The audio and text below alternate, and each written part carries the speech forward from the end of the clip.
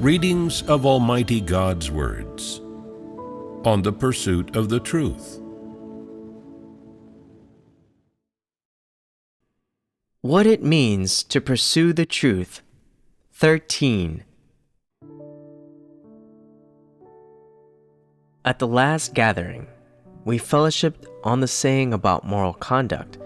Bend to a task and strive to do your utmost until your dying day, and spend some time dissecting and exposing the requirements, expressions, and the ideas and views inherent in this saying, and people have gained a certain understanding of its essence. Of course, in terms of topics to do with this aspect, we also fellowshipped on what exactly God's intention is, what His attitude is, what truths this entails, and how people should view death. After understanding the truth and God's intention, whenever people then encounter such things, they should look at such issues according to God's words and handle them according to the truth, so that they can meet God's requirements. Furthermore, the saying on moral conduct which we mentioned last time, "The silkworms of spring weave till they die, and candles burn out till their tears run dry," is too superficial, and its realm of thought is too vulgar, so it is not worth dissecting further. The next saying on moral conduct that we will fellowship on, "Every person shares responsibility for the fate of their country," is worth dissecting. Things that are worth dissecting occupy a certain place in people's thoughts and notions. During a particular period, they will sway people's thinking, their mode of existence, their path, and of course, their choices. This is the consequence that Satan achieves by exploiting traditional culture to corrupt mankind. The saying, "Every person shares responsibility for the fate of their country," occupies a certain place in people's hearts and minds.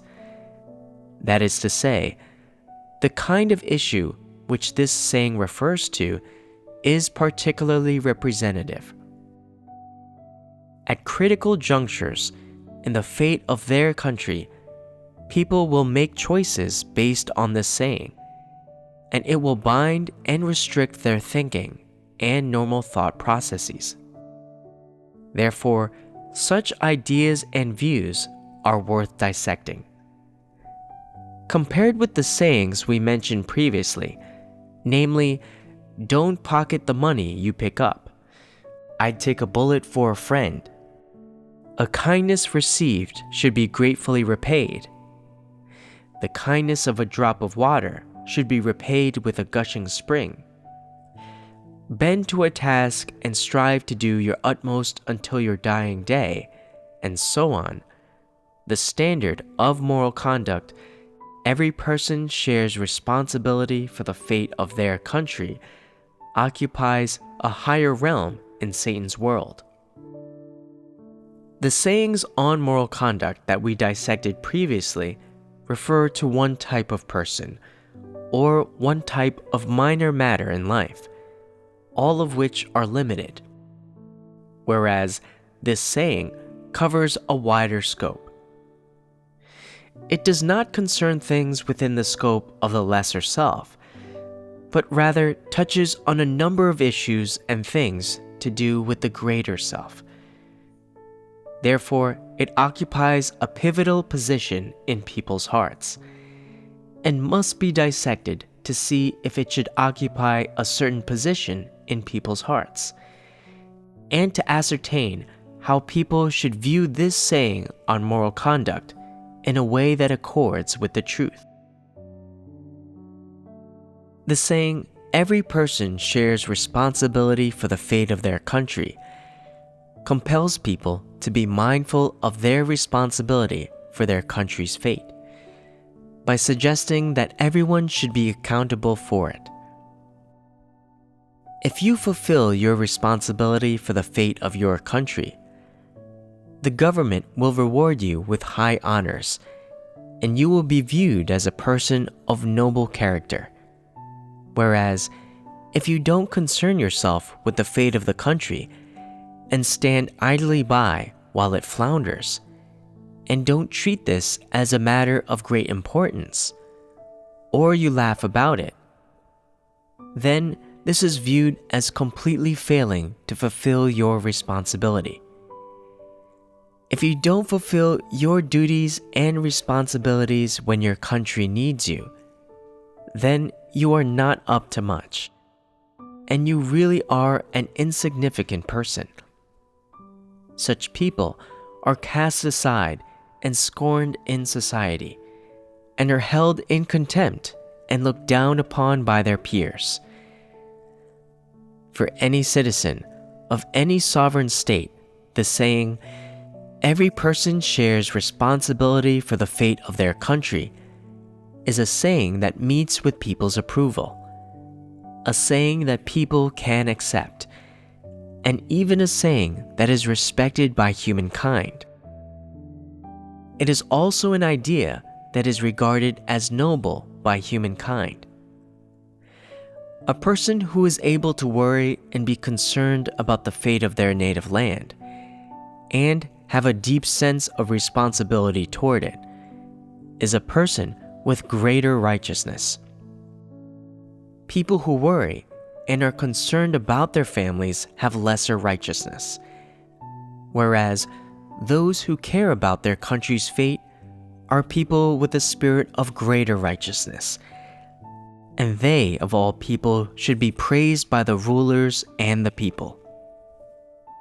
In short, ideas like this are indisputably recognized as having positive significance for humans and serving to positively guide humankind, and of course, they are also recognized as positive things. Do you think the same way too? Yes. It is normal for you to think this way. It means that your thinking is no different from normal people, and that you are ordinary people. Ordinary people can accept popularly held ideas and all the various so-called positive, proactive, upward-looking, and noble ideas and remarks that come from the rest of humankind. These are normal people. Are ideas that are accepted and revered by ordinary people necessarily positive? Theoretically speaking, they are not positive, because they do not accord with the truth. They do not come from God, and they are not taught by God or spoken by Him to mankind. So, what exactly are the facts? How should this matter be explained? I will explain it now in detail, and when I have finished speaking, you will know why the saying, "Every person shares responsibility for the fate of their country," is not a positive thing. Before I reveal the answer, first have a think about the saying, "Every person shares responsibility for the fate of their country." Is it really a positive thing? Is it wrong to make people love their country? Some people say, the fate of our native land has a bearing on our survival, our happiness, and our future. Doesn't God tell people to be dutiful to their parents, to raise their children well, and to fulfill their social responsibilities? What's wrong with us fulfilling a few responsibilities in our country? Isn't this a positive thing? Although it doesn't rise to the level of a truth, it ought to be a correct idea, right? As far as people are concerned, these reasons are valid, are they not? People use these claims, these reasons, and even these justifications to argue the correctness of the saying, "Every person shares responsibility for the fate of their country." So, is this saying actually right or not? If it's right, what's right about it? If it's not right, what's wrong with it? If you can answer these two questions clearly, then you will really understand this aspect of the truth. There are others who say, the saying every person shares responsibility for the fate of their country is not true. Countries are ruled by rulers and governed by political systems. Whenever politics are concerned, we have no responsibility because God doesn't get involved in human politics. Therefore, we don't get involved in politics either. So, this saying is of no concern to us. Whatever relates to politics has nothing to do with us. Whoever gets involved in politics and likes politics is responsible for the fate of the country. We don't accept this saying. It is not a positive thing from our point of view. Is this explanation right or wrong? Wrong. Why is it wrong? You know theoretically that this explanation doesn't add up. It doesn't address the root of the problem, and it is insufficient to explain the essence of the problem. It is only a theoretical explanation, but doesn't clarify the essence of this matter. No matter what kind of explanation it is, as long as it fails to touch on the specific essence of this issue, it is not a real explanation. It is not an accurate answer, and it is not the truth.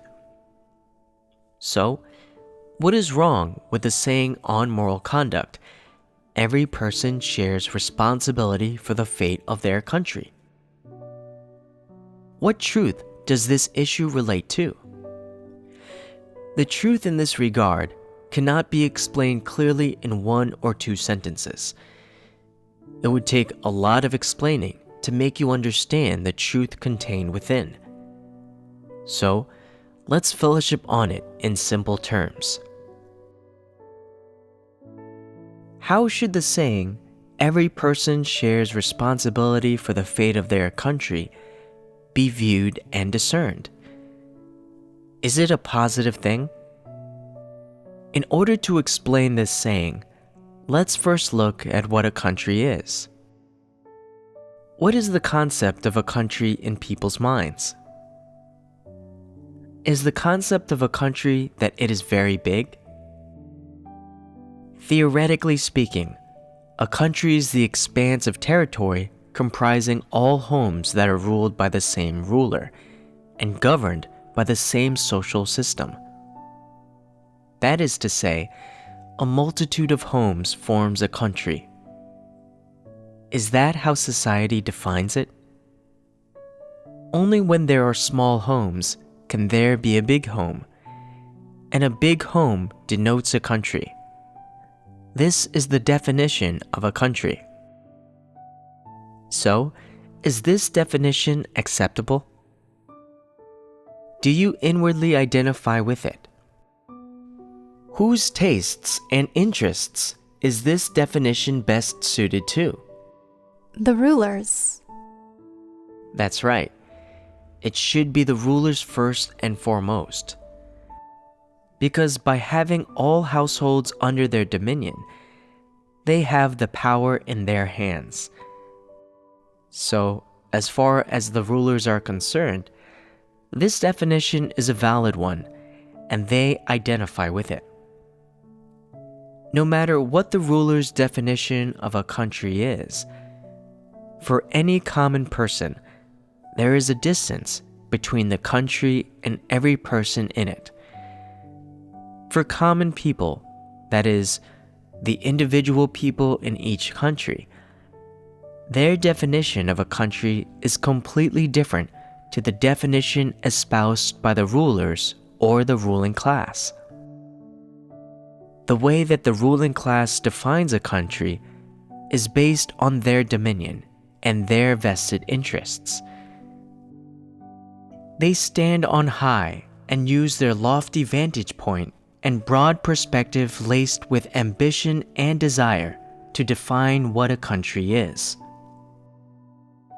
For example, the rulers regard the country as their own home, their own land, and think that it is provided for their own enjoyment, and that every inch of the country, and every resource, and even every person in it, should belong to them and be under their control, and that they should be able to enjoy all this and lord it over people as they please. But common people do not have such desires, nor do they have such conditions. And of course, they certainly don't have such a broad perspective for defining what a country is. So, for common people, for any independent person, what is their definition of a country? If they are well educated and can read maps, they only know the size of their country's territory and which neighboring countries surround it, and how many rivers and lakes it has, and how many mountains, how many forests, how much land, and how many people there are in their country. Their concept of a country is nothing more than map-based and literal, just a theoretical concept in writing, and is totally inconsistent with the country that exists in reality. For a person who is fairly well educated and has a certain social status, their concept of a country is something like that. So, how about the common people at the bottom of society? What is their definition of a country? In my view, these people's definition of a country is nothing more than their family's modest patch of land, the big willow tree at the eastern end of the village, the mountain at the western end, the road at the entrance to the village, and the cars that often pass along the road, as well as some relatively sensational incidents that have happened in the village, and even some trivial tittle-tattle. For common people, the concept of a country is something like that. Although the boundaries of this definition are very small and its scope very narrow, as far as common people living in such a social context are concerned, it is very realistic and practical. To them, a country is no more than this. No matter what happens in the outside world, no matter what happens in the country, to them, it is just some moderately important item of news that they can choose to listen to or not. So, what relates to their immediate interests? It is whether the cereal crop they planted this year will produce a bumper harvest, whether it will be enough to feed their family, what to plant next year, whether their land will be flooded, whether it will be invaded and occupied by bullies, and other such matters and things that relate closely to life, right down to things such as a building in the village, a stream, a trail, and so on. What they care about and talk about, as well as that which leaves a deep impression on their minds, is nothing but the people, matters, and things around them that are closely related to their lives. They have no concept of how big the scope of a country is, nor do they have any concept of a country's prosperity or decline. The more newfangled things are, and the more important the country's affairs, the further removed they are from such people. For these common people, the concept of a country is only the people, matters, and things that they can fit in their minds, and the people, matters, and things that they come into contact with in their lives. Even if they get information about the fate of the country, it is so far removed from them. Being far removed from them means that it does not occupy any place in their hearts and will not affect their lives. So, the prosperity and decline of the country has nothing to do with them. In their hearts, what is the fate of their country?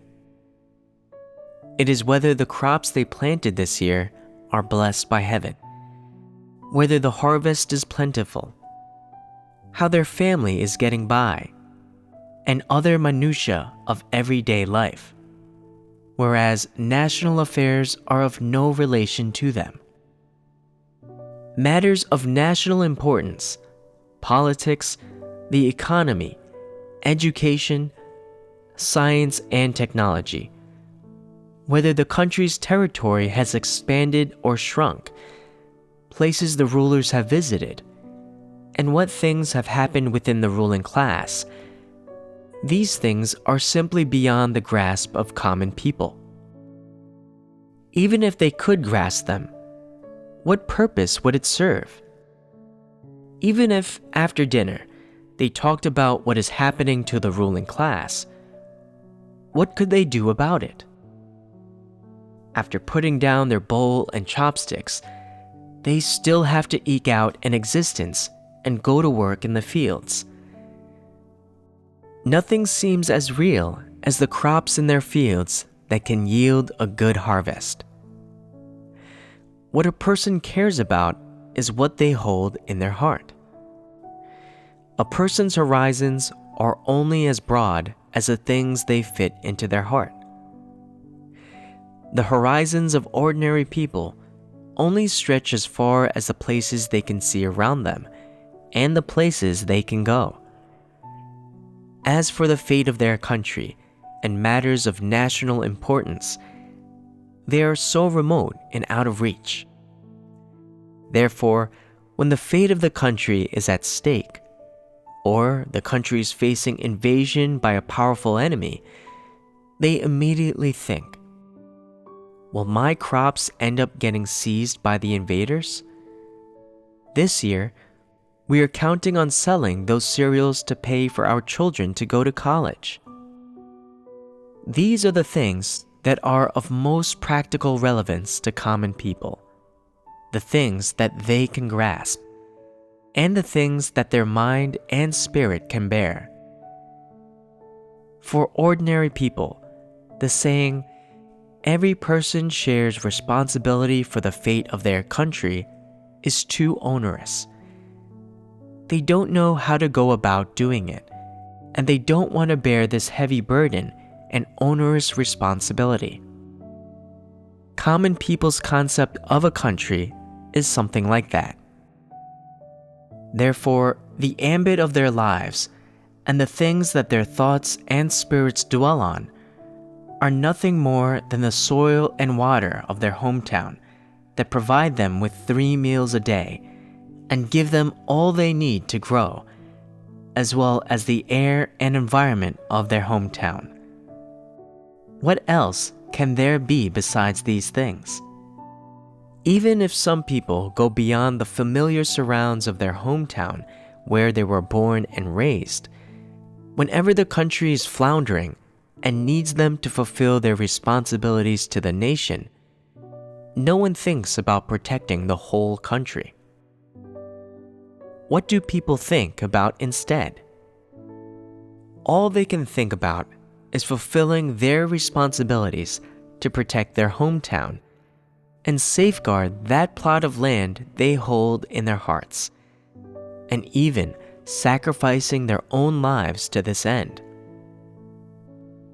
No matter where people go, to them the word country is just a pronoun, a marker, and a symbol.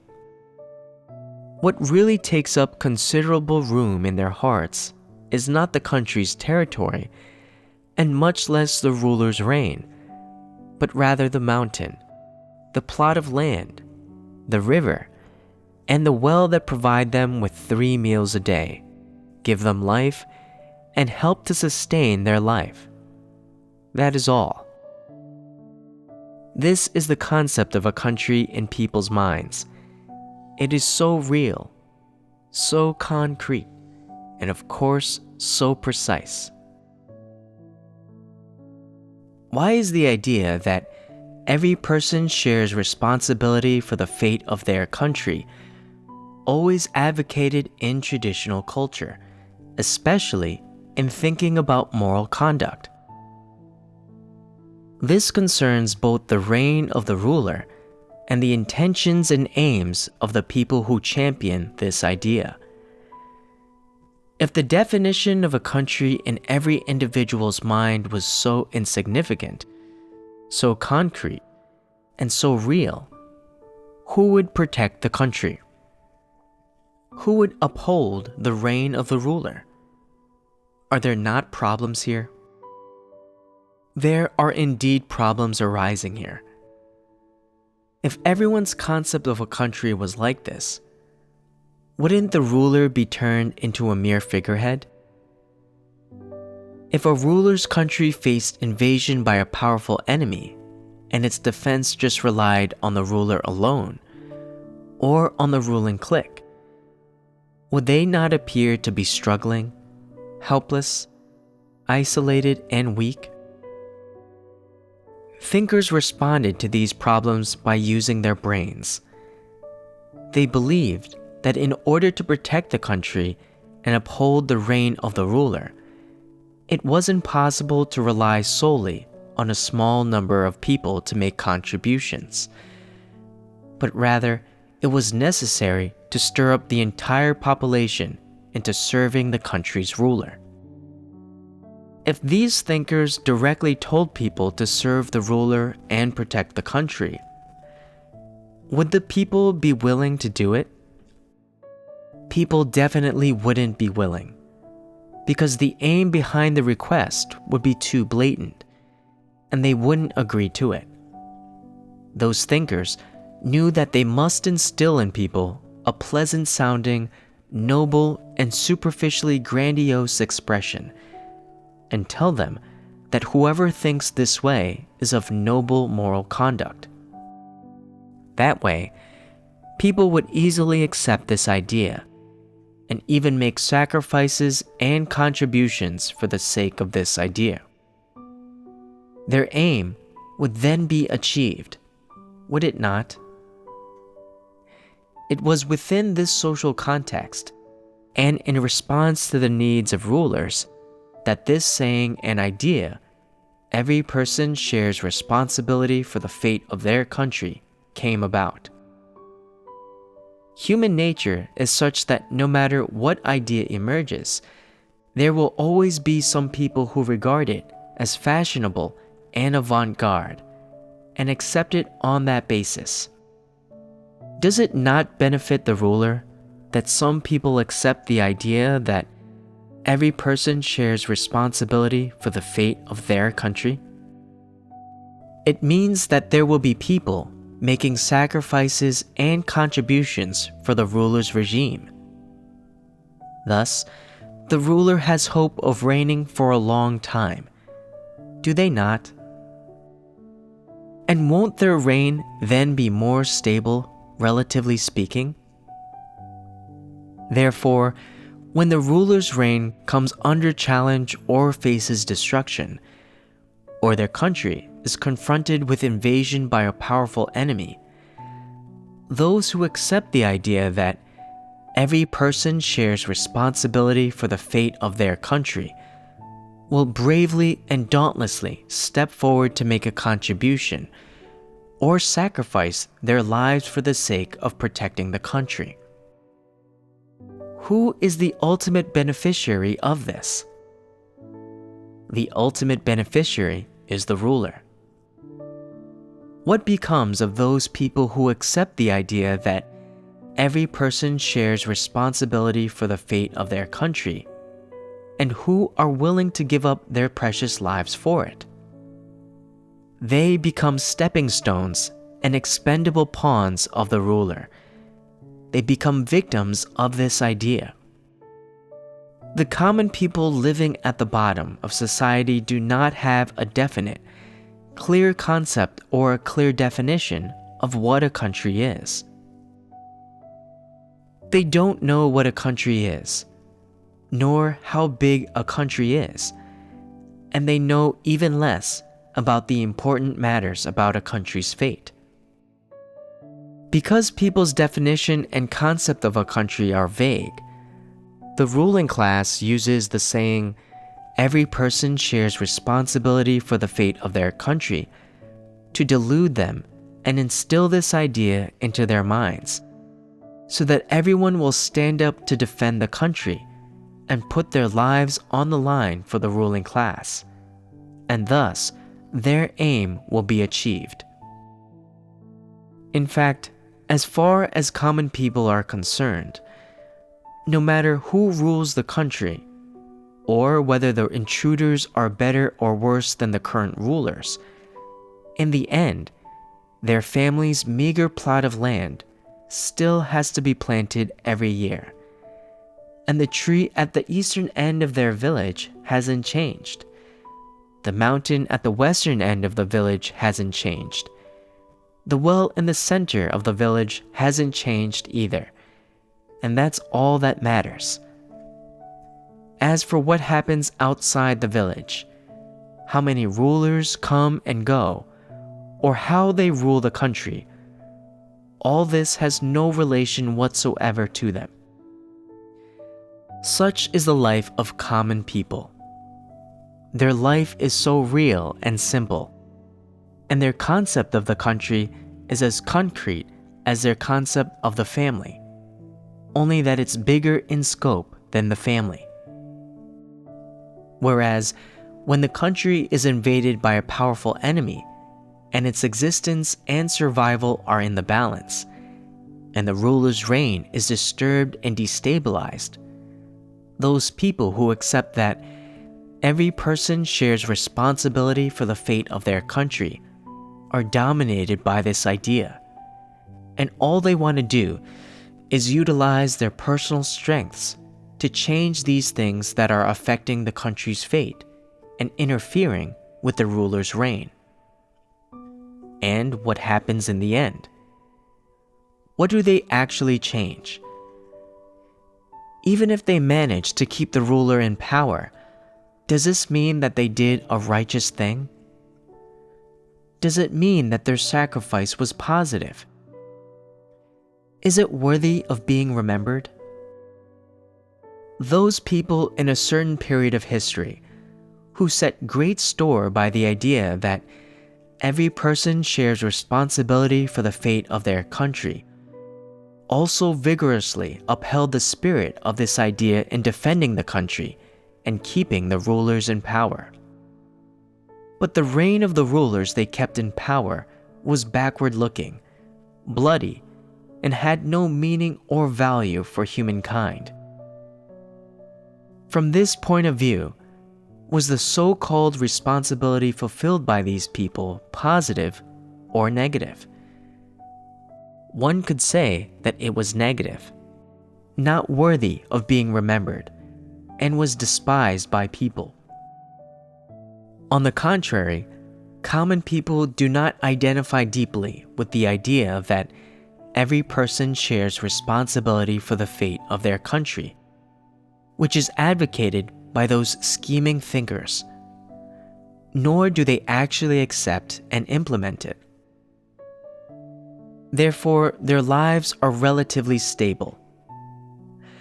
Although their lifelong achievements aren't as impressive as those of people who give up their lives for the fate of their country, they have done a meaningful thing.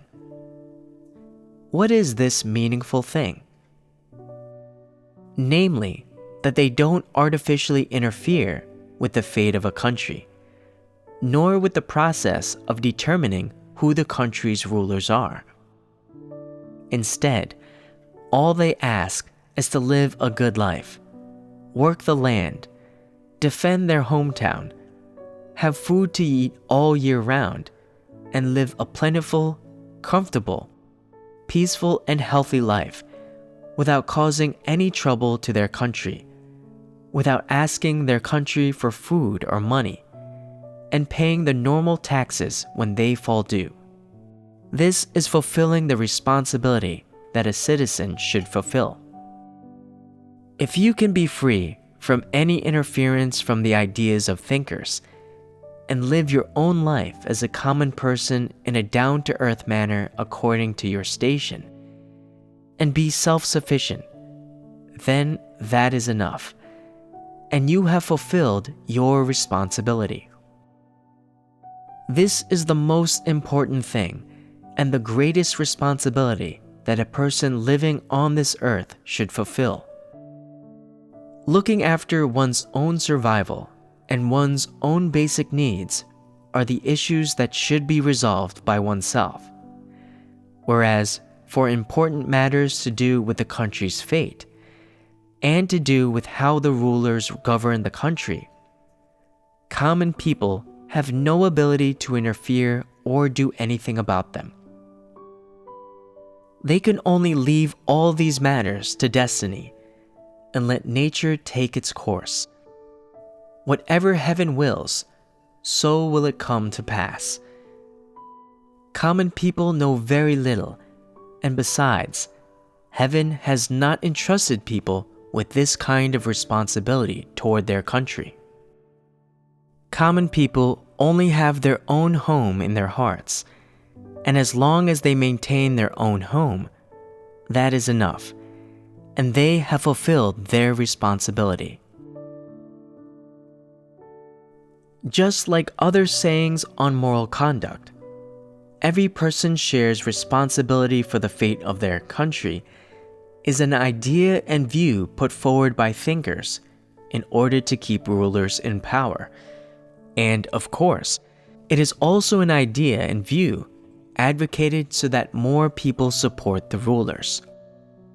In fact, no matter what social class people live in, if they don't have any ambitions, desires, and don't want to get into politics or have anything to do with the ruling class, people's definition of a country from the perspective of humanity is nothing more than the places they can see in their line of sight, or the land that they can measure on foot, or a sphere within which they can live happily, freely, and lawfully. For anyone who has such a concept of a country, the land where they live and their sphere of life can give them a stable, happy, and free life, which is a basic need in their life. This basic need is also a direction and a goal that people strive to defend. As soon as this basic need is challenged, disturbed, or infringed on, people will definitely stand up and defend it spontaneously. This defense is justified, and it stems from the needs of humanity, and also the needs of survival. No one needs to tell people, when your hometown and your habitat face invasion by a foreign enemy, you must stand up and defend them. Stand up and fight the invaders. They will stand up and defend them automatically. This is human instinct, but also the need of human survival. So, when it comes to a normal person, you don't need to use ideas such as every person shares responsibility for the fate of their country to encourage them to protect their homeland and their habitat. If someone really wants to instill such ideas in people, then their aim is not so simple. Their aim is not for people to defend their habitat, ensure their basic living needs, or so that people lead better lives. They have another aim, which is none other than to keep the rulers in power. People will instinctively make any sacrifice to protect their own habitat, and will consciously protect their own habitat and living environment to ensure that their basic survival needs are met, without need for others to use any bombastic expressions to tell them what to do, or how to stand up and protect their own homes. This instinct, this basic consciousness, is possessed even by animals, and is absolutely possessed by humans, who are created beings higher than any animal. Even animals will protect their habitat and range, their home, and their community from invasion by foreign enemies. And if animals have this kind of consciousness, then humans certainly do. Therefore, the idea that every person shares responsibility for the fate of their country, which those thinkers proposed, is redundant to all members of the human race. And when it comes to the definition of a country deep within people's hearts, this idea is basically also redundant. But why did those thinkers still propose it? Because they wanted to achieve another aim. Their real aim was not to enable people to live better in their current habitat, nor to enable them to have a more stable, joyful, and happier living environment. They didn't set out from the perspective of protecting people, nor from the perspective of defending people's habitats, but from the perspective and standpoint of rulers, to instill people with the idea every person shares responsibility for the fate of their country, and instigate them to possess this idea. If you don't possess such an idea, then your realm of thinking is regarded as inferior, and you will be ridiculed by everyone and looked down upon by any ethnic group. If you don't possess such an idea, if you don't have this greater righteousness and this mindset, then you will be regarded as a person of inferior moral character, a selfish and contemptible lowlife. These so-called lowlifes are people despised in society, and who are discriminated against and despised by society. In this world, in society, anyone born in a poor or backward country, or who comes from a low-status nation, no matter where they go, as soon as they declare their nationality, their status will immediately be determined, and they will be regarded as inferior to others, looked down upon and discriminated against. If your nationality is that of a powerful country, you will have a very high status among any ethnic group, and will be regarded as superior to others. So, this idea that every person shares responsibility for the fate of their country has an important place in people's hearts.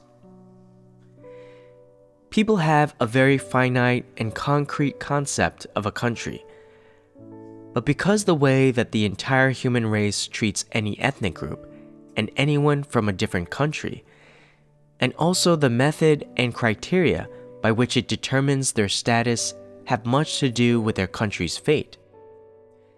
Everyone is inwardly influenced to varying degrees by the idea that every person shares responsibility for the fate of their country. So, how should people shake off the influence of this idea? Let's first look at how this idea influences people.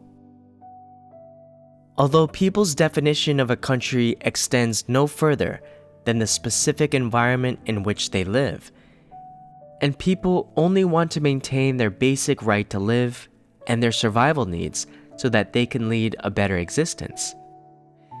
Nowadays, the whole human race is constantly moving and circulating, and human beings are unconsciously accepting the idea that every person shares responsibility for the fate of their country.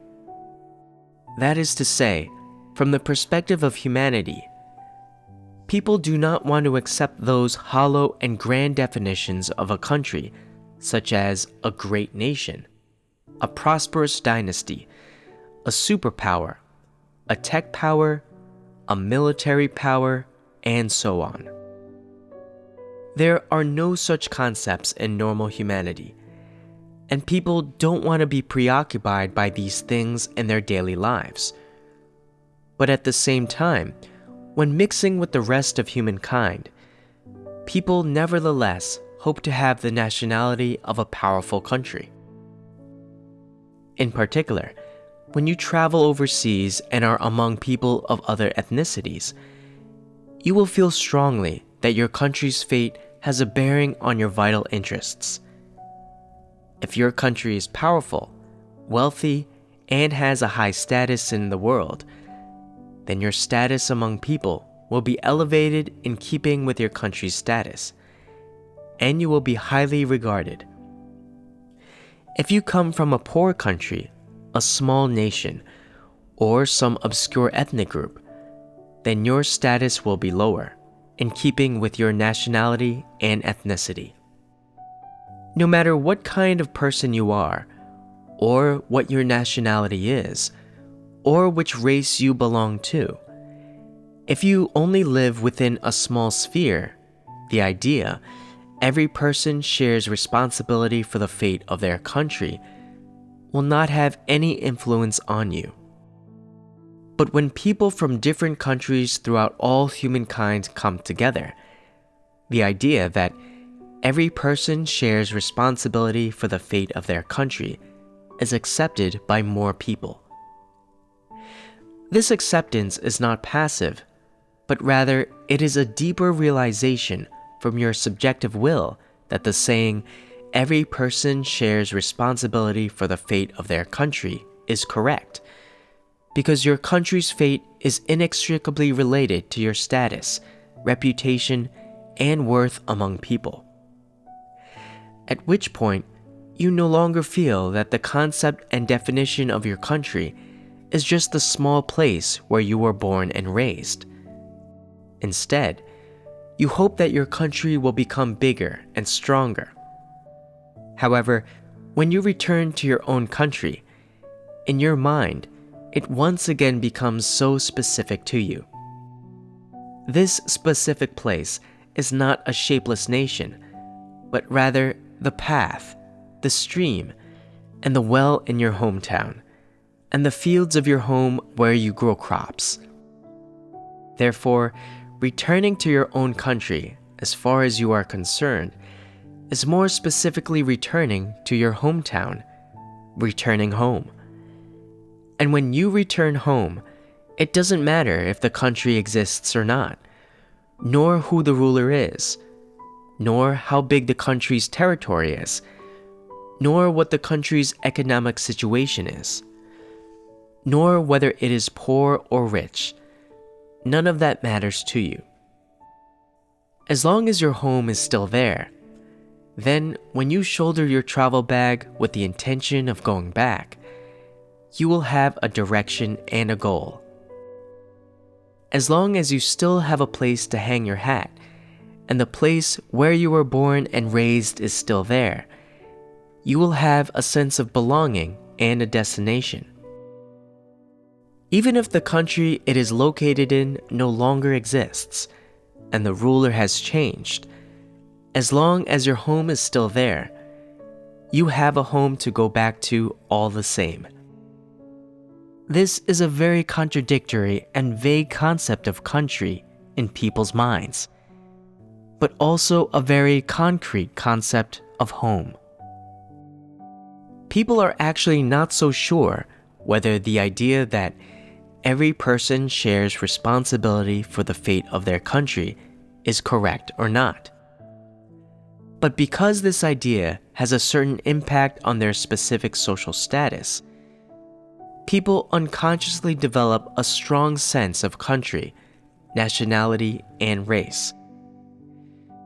When people only inhabit the small sphere of their hometown, they have a certain degree of immunity or resistance to the idea that every person shares responsibility for the fate of their country. But whenever they leave their hometown and their homeland and go beyond their country's rule, they unconsciously have a certain awareness and acceptance of the idea that every person shares responsibility for the fate of their country. For example, when you go abroad, if someone asks you which country you are from, you will wonder, if I say I am Singaporean, people will think highly of me. Whereas, if I say I am Chinese, people will look down on me. And so, you don't dare tell them the truth. But one day, your nationality is exposed. People find out that you are Chinese, and from then onward, they see you in a different light. You are discriminated against, looked down upon, and even regarded as a second-class citizen. At which point, you unconsciously think, that saying every person shares responsibility for the fate of their country is exactly right. I used to think that I wasn't responsible for the fate of my country, but now it seems that the fate of one's country affects everyone.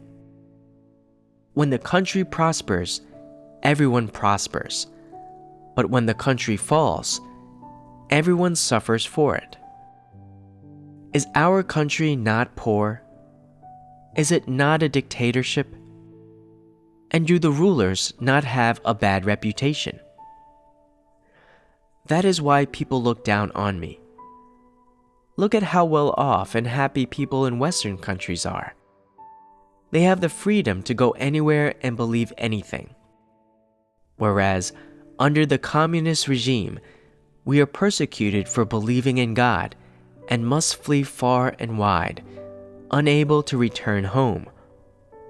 How wonderful it would be if we had been born in a Western country. At which point, you feel that nationality is extremely important, and the fate of your country becomes important to you. In any case, when people live in such an environment and context, they are unconsciously influenced by the idea that every person shares responsibility for the fate of their country, and swayed by it to varying degrees. At this point, people's behaviors and their views, perspectives, and standpoints on people, matters, and things will change to varying degrees. And of course, this gives rise to consequences and effects of varying magnitude. Therefore, there is a certain amount of concrete evidence regarding the influence of the saying, every person shares responsibility for the fate of their country, on people's thinking. Even though people's concept of a country is not so clear-cut when viewed from the perspective of humanity, nevertheless, within certain social contexts, the nationality that comes with belonging to a country still has an influence on people. If people do not understand the truth and do not perceive these issues clearly, they will not be able to rid themselves of the fetters and erosive effects of this idea, which will also affect their mood and attitude toward dealing with things. Whether viewed from the perspective of humanity, or in terms of the changes and breakthroughs in people's thinking, when the general environment changes. The idea put forward by Satan that every person shares responsibility for the fate of their country does have a certain influence on people, and does have a certain erosive effect on human thinking. Because people don't understand how to correctly explain such matters as the fate of a country, and don't understand the truth involved in this matter, within different environments, they are often swayed or corrupted by this idea, or it affects their mood. It's just not worth it.